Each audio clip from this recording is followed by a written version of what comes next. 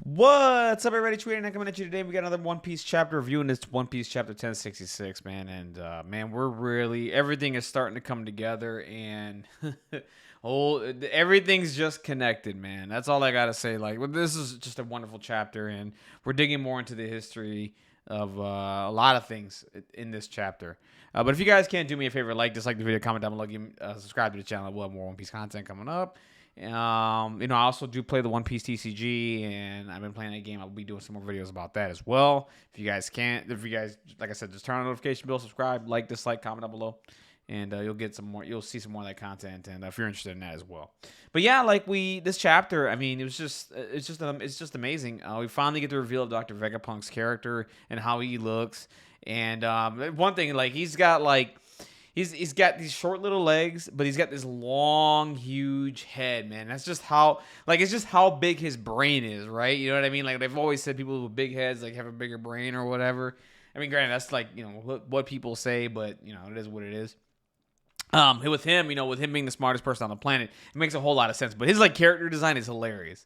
It's his head is just, touching the ceiling or something, and it's just, really huge, and he's very, very noticeable. But yeah, no, we start the chapter off with Vegapunk talking to Robin about the scholars of Ohara, and then we find out in this chapter that Clover was once a pirate back in the day. But, he was an archaeologist just wanting to find knowledge and everything like that, but he was a pirate just wanting to discover stuff and, being ambitious and all that and just having a good time out in the sea. He's been captured a few times by the government trying to stop him and all that stuff, and then you find out he settled down later on just to go and get more information rather than keep getting caught by the Marines and all that stuff. And all he wanted was to gather knowledge. And, of course, Vegapunk liking this guy because Vegapunk's all about, he's a scholar as well, right? And he just wants to learn things. And, he believes in learning from your past to correct the mistakes of the future. And instead of, removing the history, he's all about just, look, we need to learn from it. There's no way we should get away from it. There's no way we can get rid of it. And no, I mean, in order to fix our mistakes in the future, we need to understand what we did in our past. And it's very, very important. And, that's really cool. And then we find out also that he went to Ohara after the Ohara incident. And that's where, we finally see Vegapunk's design. And then from there, we find out that Dragon knows Vegapunk as well. And they go and they talk there a little bit. And, of course, Vegapunk doesn't like what he sees out there that happened to Ohara. And, he was terrified because it's just this is what happens when you try to learn a little bit of knowledge about something you're not supposed to. That's crazy.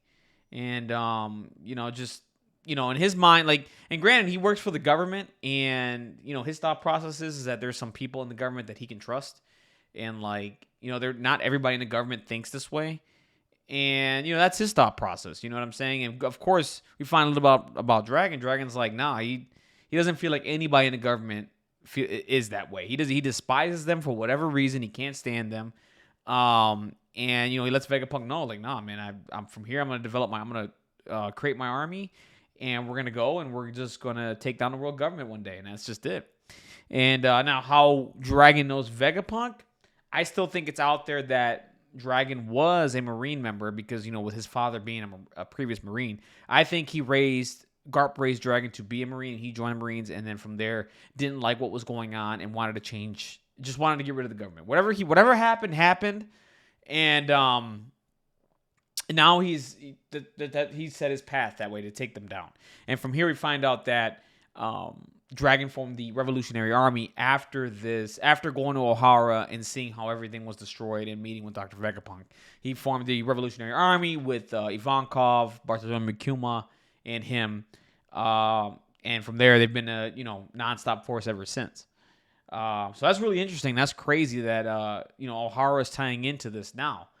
Because Ohara was a long time ago, and that was a really crazy backstory of what happened there. Especially with Robin and all that, and her mom and Saul. And I mean, in this chapter, we find out that giants also, because what happened was everything got destroyed in Ohara, and then from there they dumped the books inside a lake inside the tree. From there, a pirate-led group, I think that's what was said, led by Jaguar D. Saul, probably. There was a guy in bandages and all that stuff, and he's still alive, which is whatever, you know what I mean? I would love for it to have been somebody else, to be honest with you. But the fact that Saul's alive doesn't really bother me much. I know there's going to be people out there that are going to be really upset that Saul's alive because they like the fact that, he died for a reason saving Robin. You know what I'm saying? It was such a great moment for Saul and Robin. And people think it takes away from that. I don't think so. I mean, it does, but it really does. It's not a big deal. We know Oda's track record. I mean, all Aokiji did was freeze him, right? Granted, I mean, that freezing people does, kill people, right?